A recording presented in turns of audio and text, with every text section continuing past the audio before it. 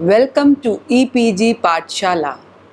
I am Dr. Neeru Tandon, Department of English, VSSD College, Kanpur. We are discussing English language teaching. In this paper, the module on language testing and evaluation has been written by Dr. G.A. Ghanshyam. The objectives of this module are to develop an understanding of the principles and purposes underlying evaluation, become familiar with the variety of procedures to be used for an evaluation, be able to identify and use criteria for the evaluation of textbooks and materials, to understand the purposes and procedures of teacher evaluation. Now let us talk about the module. Learning conditions and learning outcomes are important concerns for teachers. The awareness of testing and evaluation helps the teacher in making informed decisions about the teaching methodologies to be implemented, judging the learner's progress and identifying the weaknesses. Testing and evaluation enables to have a better understanding of the progress or shortcoming of the teaching learning process and achievement of the intended learning outcome. Language testing and evaluation primarily focuses on the acquirement of the 4 basic skills known as LSRW. Before we proceed, let us consider one very important factor. We are discussing language testing and language evaluation. As such, acquisition of language is important, learning of language is of course desirable, but testing and evaluation, why and what for? Who needs this testing? Why this testing and why this evaluation process should be done? Who wants that? The learner, the teacher, the course coordinator, or the syllabus maker? Actually, testing this language, how much you have acquired this language, what's the speed of this acquisition, what are the pros and cons, what are the problems coming in the way of acquiring this language. This is the basic thing that we need, that language testing should be done. Evaluation should be done. Why? Because it has been introduced as a course. In most of the colleges and universities, it is the part of the curriculum. And when anything is the part of the curriculum, so the grading is must. One must evaluate whether the learner is moving in the right direction or not, whether the teacher is doing justice with his job of imparting this particular education or not. M. Rahman gives 3 major components that constitute the concept of evaluation and testing. In L2 teaching, structure gets focused as main content. In L1 teaching, meaning gets the main focus, and in the area of education, the traits of personality. What is the method? Method is the means or manner of procedure, especially a regular and systematic way of accomplishing something. In other words, it refers to the plans or procedures followed to accomplish a task or attain a goal. In testing, it refers to the procedure to be followed according to a definite, established, logical or systematic plan. So what is the purpose behind it? In the field of testing, it is defined as the reason for which something exists. It is synonymously used to represent the terms goal, aim, or objective. Goal refers to a very broad and ultimate category, while aim to a more specific set of purposes, and objective as the most precisely defined ends which can be described in terms of behavioral outcomes in the field of education. So this way, aims are supposed to be discussed. Aims of this module of language testing are to be able to discuss uses of language test for different purposes and context, to develop basic competence in writing classroom tests and evaluating published tests, to become familiar at a basic level with the concerns of professional test writers, to become aware of issues related to second language assessments such as reliability, validity, fairness, etc. To be able to identify different types of tests, both teacher prepared and standardized, and various types of test items. Be able to design different testing exercises to measure students' learning and competence. To use testing terminology to describe test elements. And to be able to distinguish between well and poorly written test items. Now, what are the types of evaluation and testing? Before we discuss it, let me quote M. Scriven in 1967 in his work said, "The methodology of evaluation, he first distinguished between formative and summative evaluation." These are the two types, formative evaluation and summative evaluation. And he just differentiated between these two types. Formative evaluation is done to gather feedback that can be used by the instructor or the learners to guide improvements in the ongoing teaching and learning process. For example, classroom interaction, question-answer sessions, discussions, etc. On the other hand, summative evaluation is employed to assess the level of success or proficiency obtained at the end of an instructional unit by comparing it with some benchmark. For example, like examinations or tests, the annual, half-yearly or semester system, whatever it may be. Tests can also be classified into objective and subjective types. Objective test includes multiple choice, questions, true and false, closed test, fill in the blanks. These are the types in which you can set your paper. Subjective test, on the other hand, test the student's ability, that is the narrative ability, critical ability, analytical ability, how short notes, essays and question answers, long question answers, he can just develop according to his capability. Test is also categorized as per the objective for which it is being prepared, like placement test, aptitude test, proficiency test, admission test, diagnostic test, etc. Language tests assess the student's language skills and can be distinguished on the basis of its design and purpose. Based on design, the test can either be in the form of grammatical exercises, reading comprehensions, vocabulary, etc. It may be a performance test that assesses the student's performance or performative ability. Based on purpose, test can be either an achievement test or the proficiency test. Then evaluation, when it is done properly, focuses on grades and may also reflect classroom component other than course content and level of efficiency or skill. It can include discussion, cooperation, verbal ability, etc. Assessment, on the other hand, is a process of gathering information that will help in evaluating the examinee. Testing is a more specific instrument employed to assess the student's performance, like specific tests are used with a specific objective depending on the skill or ability that is to be tested. Now, how do we come to know whether this testing process that is being done is good or not?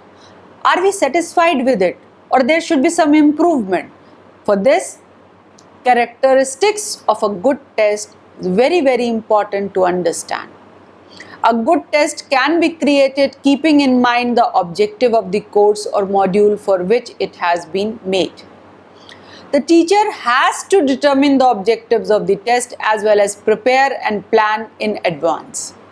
Language test assess the students' language skills and comprehension from their performance, how they are just using the writing skills in their answer book, how they are answering and just exhibiting their spoken skills, how well they are reading and comprehending, and how effective listener they are. As per M. Rahman, there are three main stages of preparation of a test. Number one is planning, then composition, and then analysis. Planning covers outlining test, listing of topics, casting of ideas for items and material collection. The second step, composition, includes the composition of actual items and choice for objectivity. While the third part, analysis, consists of determining difficulties and discrimination of test items. Three vital features of good test are considered well by various researchers: reliability, validity, and practicality. Every test should be reliable, because by testing and by giving grades, by evaluating the performance of the student, whatever you are going to give as answer is going to decide his whole career, is going to affect his psychological makeup, is going to affect his whole being. So reliability is very important. The test should be reliable and generate similar results under the same testing conditions. In other words, it should be consistent. It should be valid. Why? Because it fulfills the desired outcome and provide meaningful information. The test should be practical, because it should be economical and manageable in time. Suppose the testing time paper is of 2 hours. So the matter given, the questions given should be such that is humanly possible to answer within that given time. So it should be considered in mind whether the time given is 2 hours, 3 hours, 1 hour, whatever it is. So number of questions should be dependent upon the time itself, and the difficulty of the questions, the grading of the question should be such. In order for the test to be reliable, valid and practical, it is necessary that one should decide the objective of the test, like why and for what purpose the test is being taken, maintain consistency, and use appropriate testing methods. Suppose that if you want to use the fluency of the learner, then you will have to take a speaking test. If you want to just test the grammatical confidence of the child, then you will have to take written communication as well as the spoken one. So this is the way that, keeping all these things in mind, you are supposed to just judge that what should be the best method, best test for that particular child. One should avoid ambiguous questions and confusing directions. Questions that can be interpreted in more than one way and thus give rise to confusion should not be there. It should maintain clarity. Instructions should be crystal clear. Employ simple and precise language. If the language in the question itself is confusing, the words are such that are above the level of the students, then they are not going to do justice with the level of the examinee. The student should understand the instructions clearly, because there will be no one to explain that whatever you have in your mind while framing the questions. In MCQ, multiple choice questions, provide good distractors and one clear answer. Avoid clues. So this is the way you should keep in mind while framing the test, while just choosing the final test paper for evaluating the performance of these students. But what is the importance of testing and evaluation? again the same thing. It is finding out about a student's strengths and weaknesses. It is about determining learning styles that would be more effective for students. And it is about learning about a student's inclination and interest. It is said that a teacher is a researcher at the same time. When he teaches, he is not only teaching, he is rather doing a research work. How?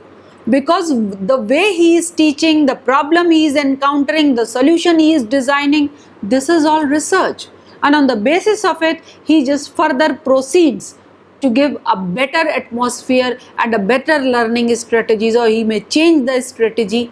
So this is all upon, it depends upon the teacher concerned, who is the researcher himself at that particular point. Classifying students into different levels, they can be divided into groups as per their learning. They may be classified as per their abilities or as per their interest, characteristics, even as per their achievements. Monitoring and following the progress of individual students is required. Providing feedback about a student's achievement gives them further strength or just motivation to do better. Specifying suitable teaching materials and activities is the duty of the teacher. Discovering what students have learned and what they still need to learn can be decided only after some tests. Deciding what to teach next also somehow related with this particular performance. Determining how to adapt lesson content to student need and learning styles. Evaluating the effectiveness of teaching methods and assigning grades and feedback to students can be done through evaluation and testing only.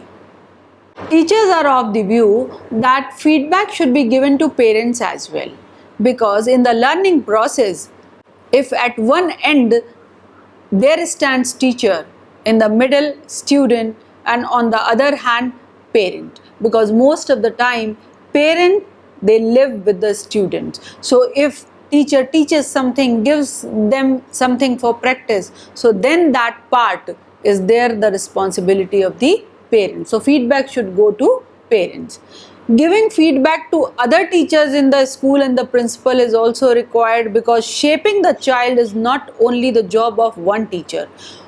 So many teachers are teaching that particular child, and principal is designing and just arranging things accordingly, so they must also have that particular feedback.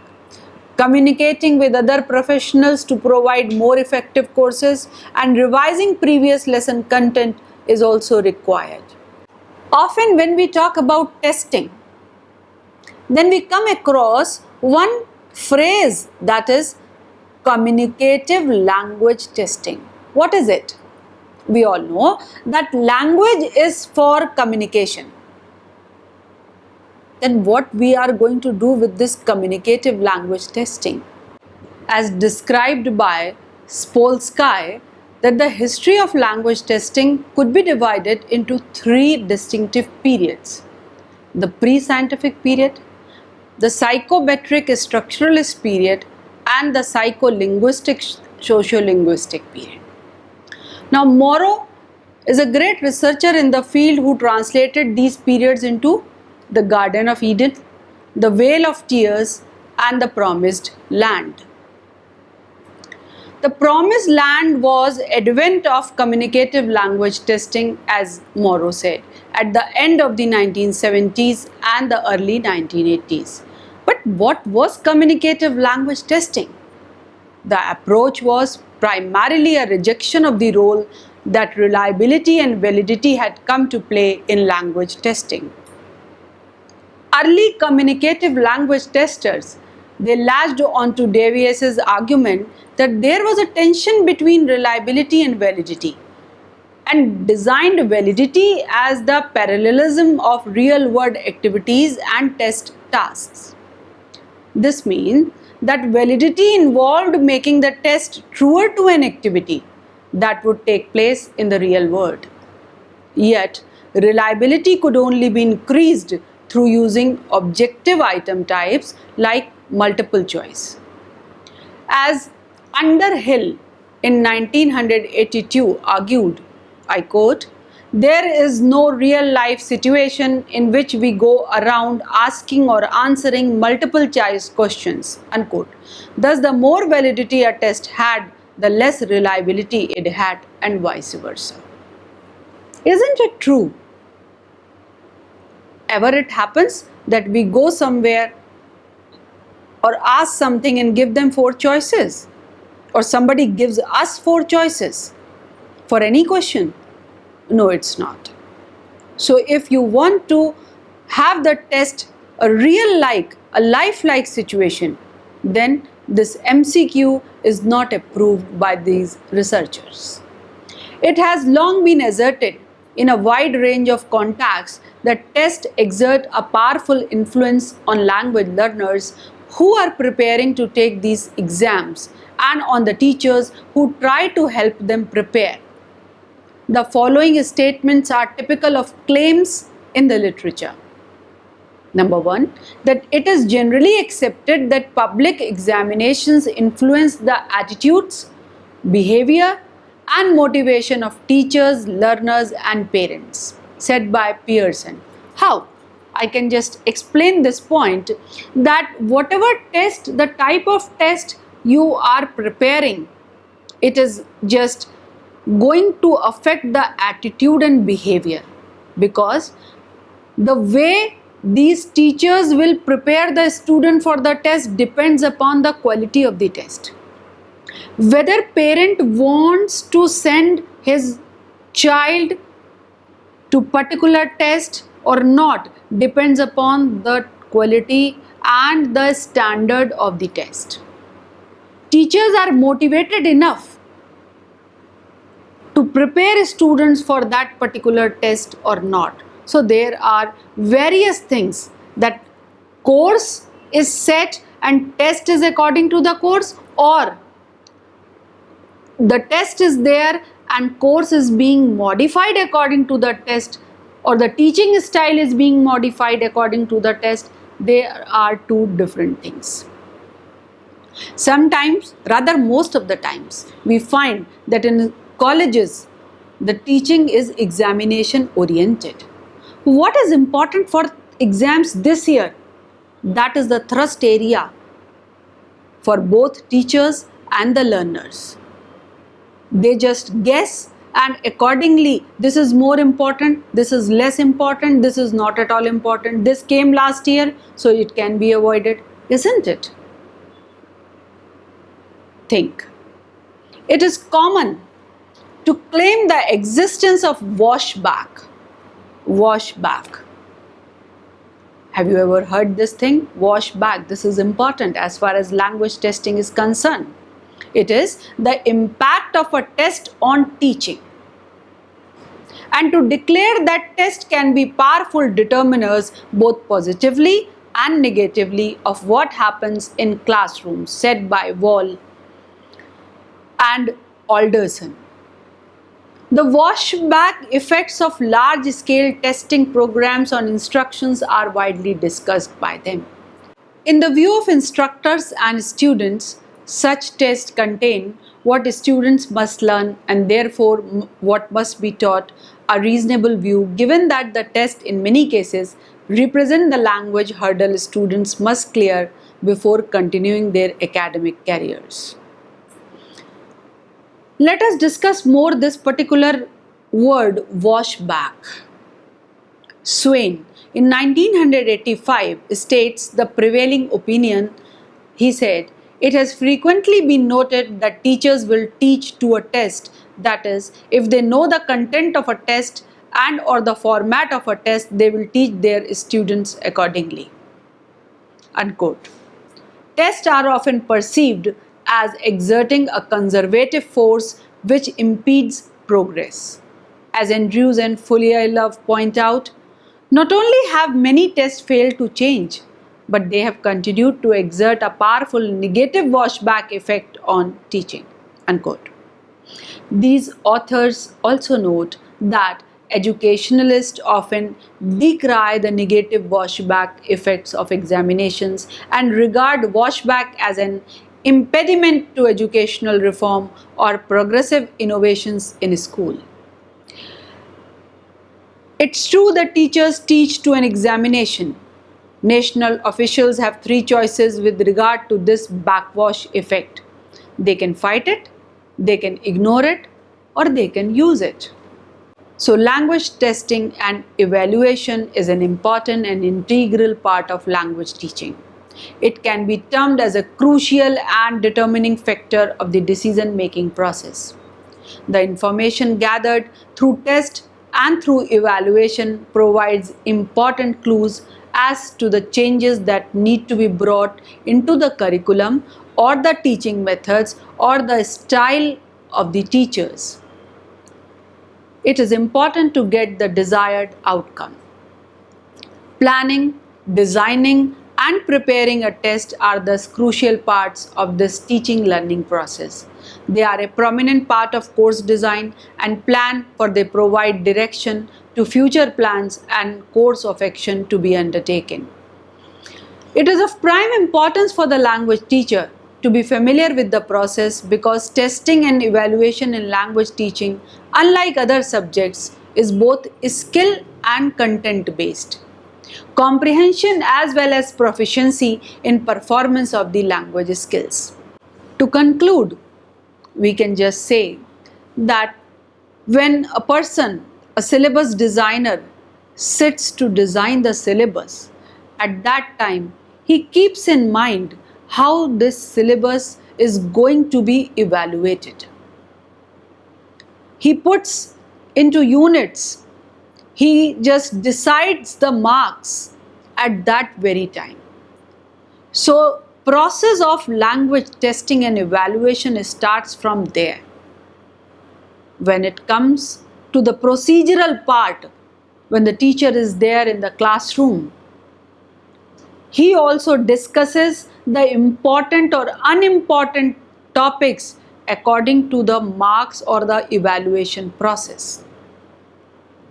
In the same way, a student also gives importance, because this process, this chapter is of 20 marks, or this chapter is of 10 marks, or I will be graded accordingly, that it is going to the objective type, so I am going to study in this way. It is going to be subjective type, so my preparation for this exam will be of different type.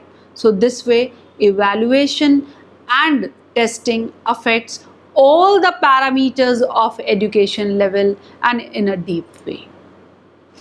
So happy learning, and thank you for visiting EPG Pathshala.